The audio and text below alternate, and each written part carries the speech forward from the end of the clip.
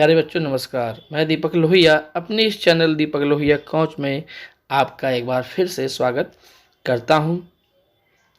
सभी लोग मेरा वीडियो अच्छे से देख रहे हैं, ये मुझे बड़ी ही खुशी की बात है। मेरे पिछले वीडियो में आप लोगों ने एक्सरसाइज 6.4 के क्वेश्चन नंबर 1 से क्वेश्चन नंबर 3 तक के सॉल्यूशन को समझा था और इस वीडियो के माध्यम से एक्सरसाइज 6.4 के क्वेश्चन नंबर 1 में थोड़ा सा सुधार करना चाहता हूं। आपको इसमें अंत में 8 इंटू 1.4 करने से आंसर 7.2 लिख गया था, जो कि गलत है क्योंकि इसका सही मल्टीप्लिकेशन 11.2 होता है, अतः इसका सही आंसर 11.2 ही होगा। आज के इस वीडियो में आप सीखेंगे NCERT मैथ्स की एक्सरसाइज 6.4 के क्वेश्चन नंबर 4 से क्वेश्चन नंबर 7 तक के solution.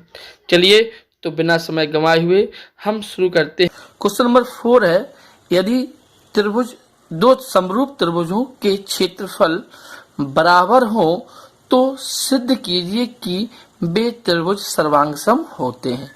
If the areas of two similar triangles are equal, then prove that they are congruent। तो बच्चों यहाँ देखेंगे, यहाँ पर दो ट्राइंगल्स दिए गए हैं, सिमिलर ट्राइंगल्स। तो मैं दो सिमिलर ट्राइंगल्स आपके सामने फॉर्म कर दे रहा हूँ। तो मैंने एक ट्राइंगल ABC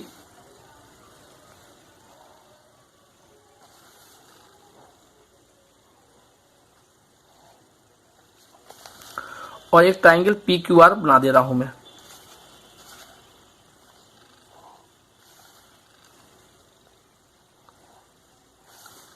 देखिए ये दो ट्राइंगल्स हैं, ये दोनों ट्राइंगल्स सिमिलर हैं अर्थात इसका मतलब ये है कि ABCPQR ये दो ट्राइंगल्स दिए गए हैं। ये ट्राइंगल्स कैसे हैं? सिमिलर हैं। तो गिवन में क्या हो जाएगा? गिवन में हो जाएगा triangle AVC is similar to triangle PQR। तो ये गिवन में हो गया। अब हमें क्या प्रूव करना है? तो टू प्रूव में आता है, यहां लिखा हुआ है कि वो ट्राइंगल्स जो होंगे वो कैसे होंगे? कॉन्ग्रेंट होंगे मतलब triangle AVC is congruent to triangle PQR। तो बच्चों समझते हैं हम इसको कैसे प्रूव करेंगे। बच्चे आप लोग जानते हैं area of similar triangle theorem में आपने पढ़ा था कि दो सिमिलर ट्राइंगल के एरिया का स्क्वायर, दो सिमिलर ट्राइंगल्स के एरिया का स्क्वायर एरिया जो होता है वह उनकी करस्पॉन्डिंग साइड्स के स्क्वायर के इक्वल होता है। मतलब area of triangle ABC upon area of triangle PQR, इसकी जो वैल्यू होगी वह किसके इक्वल होगी? उनकी करस्पॉन्डिंग साइड मतलब संगत भुजाओं के वर्गों के अनुपात के बराबर होता है। तो AB square upon PQ square हो गया। और आप लोग अभी पढ़ चुके हैं, यहाँ पे लिखा हुआ है दो समरूप त्रिभुजों के क्षेत्रफल बराबर है, मतलब इन दोनों के एरिया कैसे हैं? इक्वल है। इक्वल एरिया है तो हम क्या कर सकते हैं कि area since area of triangle AVC equal to area of triangle PQR, then area of triangle PQR upon area of triangle PQR equal to AB square upon PQ square. बच्चों ध्यान देना, यहाँ पर मैंने ट्राइंगल ABC के area के स्थान पर ट्राइंगल PQR का एरिया रख दिया है। अब बच्चों ये कैंसिल हो जाएगा वन टाइम। अब हम जब स्क्वायर रूट ले लेंगे, दोनों ओर वर्गमूल ले लेंगे, तो वर्गमूल स्क्वायर रूट लेने पर क्या होगा? ये 1 equal to AB upon P Q हो जाएगा, और क्रॉस मल्टीप्लिकेशन करेंगे तो ए बी इक्वल टू क्या आ गया, पी क्यू। ऐसे ही हम प्रूव कर सकते हैं similarly, A B equal to P Q किया है, ऐसे ही हम कर सकते हैं B C equal to Q R, क्योंकि बी सी की करस्पॉन्डिंग साइड क्यू आर है और ए सी की करस्पॉन्डिंग साइड पी आर है। तो हम यहाँ लिख सकते हैं ए सी इक्वल टू पी आर। आप जानते हो जब किसी ट्राइंगल में ऑल साइड्स इक्वल होती हैं तो triangle A B C is congruent to triangle P Q R, क्योंकि आप जानते हो एस एस कॉन्ग्रुएंशियल रूल्स के अकॉर्डिंग इन ये जो ट्राइंगल्स हैं वह सर्वांगसम भी हो जाएंगे, कॉन्ग्रुएंट भी हो जाएंगे। तो कितने इजी तरीके से हमने इसको कॉन्ग्रुएंट प्रूव करके दिखाया आपको। अब हम चलते हैं क्वेश्चन नंबर 5 की ओर। क्वेश्चन नंबर 5 में दिया गया है कि एक त्रिभुज एबीसी की भुजाओं ए बी बी सी और सी ए के मध्य बिंदु क्रमशः डी ई एफ है। तो ट्राइंगल डी ई एफ और ट्राइंगल ए बी सी के क्षेत्रफलों का अनुपात ज्ञात करना है। मतलब D E F are respectively the mid point of side A B B C and C A of triangle ABC, then find the ratio of areas of triangle DEF and triangle ABC। तो यहाँ पर एक triangle ABC दिया गया है, तो मैंने एक ट्राइंगल फॉर्म किया है। यहाँ पर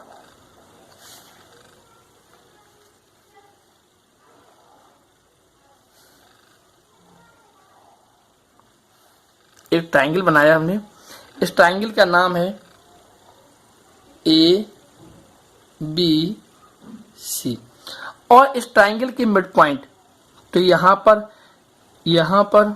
और यहाँ पर मिड पॉइंट हो गए।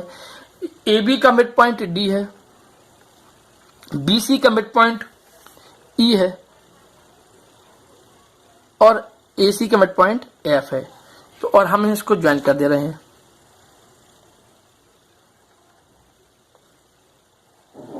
तो इस प्रकार जो triangle D E F form हुआ है और ट्राइंगल एबीसी, इन दोनों की कंपेयरिंग करनी है अपन लोगों को। तो बच्चों हमें इन दोनों के रेशियो निकालना है, तो क्या करें, आप जानते हैं कि रूप देखें, रूप में आपको पता है कि जो यदि किसी त्रिभुज की दो भुजाओं के मध्य बिंदुओं को मिलाने वाला रेखाखंड जो होता है वह तीसरी भुजा के समांतर और लंबाई में आधा होता है। The joining of the mid point of two sides of any triangle is half and parallel to the third side. मतलब जो डी एफ जो होगा वह बी सी का हाफ होगा और बी सी के पैरेलल होगा। तो यहाँ पर आपको वो थ्योरम लिखनी पड़ेगी, सिंस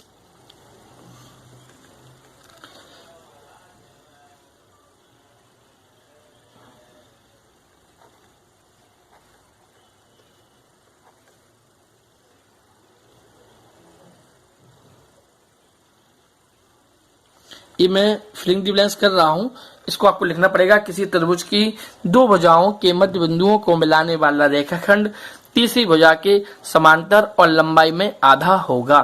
या इंग्लिश में लिखना चाहेंगे तो the lining joining the mid point of two side of a triangle is half and parallel to the third side. Then इसके अकॉर्डिंग क्या हो जाएगा, जो डी एफ है ये पैरेलल हो जाएगा किसके, बी सी के। ठीक ऐसे ही ई एफ पैरेलल हो जाएगा ए बी के, और देखा जाए तो D E is parallel to A C. ये सभी साइड एक दूसरे के पैरेलल हो जाएंगे। अब बच्चों ध्यान देना, गौर से समझना। तो आप देखेंगे ये इसके पैरेलल है और ये इसके पैरेलल है, तो डी एफ ई बी क्या होगा, एक पैरेललोग्राम हो गया, एक समांतर चतुर्भुज हो गया। ऐसे ही डी एफ सी ई ए भी एक समांतर चतुर्भुज हो जाएगा। क्यों, क्योंकि इसके पैरेलल ये है और इसके पैरेलल ये है। तो ये समांतर चतुर्भुज हैं, और आप जानते हो समांतर चतुर्भुज में जो होते हैं वो है करस्पॉन्डिंग अपोजिट एंगल कैसे होते हैं, इक्वल। तो अगर हम मान लें कि ये एंगल 1 है तो ये एंगल 2 है, और ये एंगल 3 है और ये एंगल 4 है, तो आप देखेंगे कि angle 1 equal to angle 2 and angle 3 equal to angle 4। जब ऐसा हो गया तो आप देखें एंगल 1 और 3 इस ट्राइंगल एबीसी के एंगल है और 2 और 4 किसके एंगल हैं, डीईएफ के। तो ये जब दो एंगल किसी दो त्रिभुजों के इक्वल हो जाते हैं तो वो ट्राइंगल कैसे होते हैं, सिमिलर होते हैं। अतः triangle ABC is similar to triangle DEF. और मैंने अभी बताया था कि किसी त्रिभुज की दो भुजाओं को मिलाने वाला रेखाखंड तीसरी भुजा के समांतर और लंबाई में आधा होता है। इसका मतलब यह है कि डीएफ की जो वैल्यू होगी वह 1/2 बीसी होगी। ध्यान देना, डीएफ की वैल्यू बीसी की हाफ होगी, या हम कह सकते हैं कि बीसी जो है वह डीएफ का डबल होगा। ओके। और आपको पता है सिमिलर ट्राइंगल में एरिया ऑफ द ट्राइंगल्स का रेशियो जो होता है,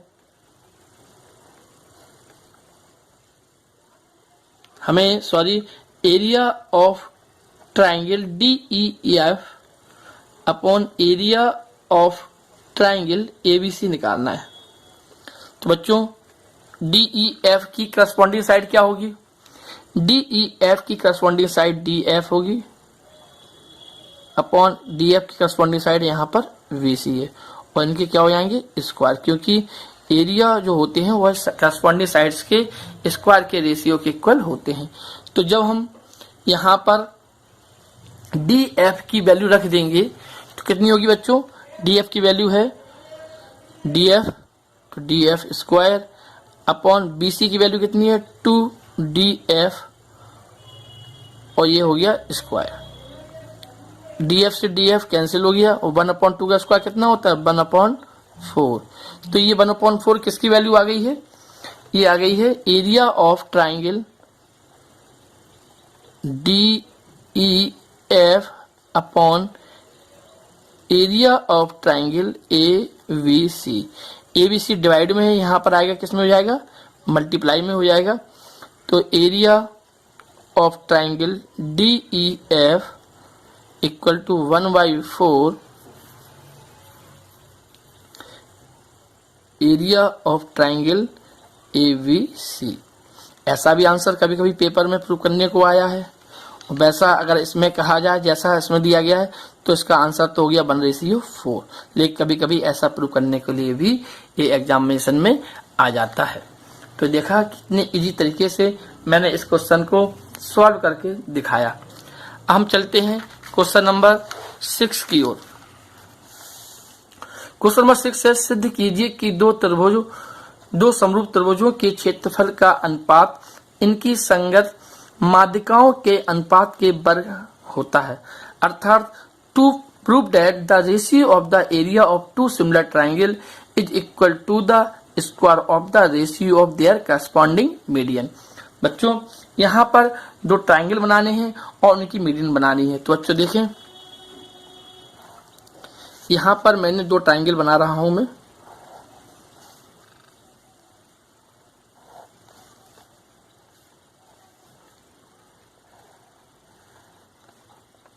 ये दो ट्राइंगल हो गए हैं, इन ट्राइंगल के नेम हो गए हैं ABC एंड PQR, और इनकी मीडियन जो होती है वो मिड पॉइंट से होकर जाती है। तो मिड पॉइंट हो गया यहाँ पर एक AD, यहाँ का मिड पॉइंट हो गया PM। अब देखो बच्चों गिवन क्या लिखेंगे, यहाँ पर गिवन में हम लिखेंगे, यहाँ पर देखिए दो समरूप त्रिभुज, मतलब ये दो त्रिभुज कैसे हैं, समरूप हैं, सिमिलर हैं। तो ये ऑलरेडी गिवन है कि triangle ABC is similar to triangle PQR, ये गिवन है। के क्षेत्रफलों का अनुपात, मतलब ये प्रूव करना है, उनकी संगत माध्यिकाओं के अनुपात के वर्ग के बराबर होता है। हमें क्या प्रूव करना है कि इनकी एरिया का रेशियो जो होगा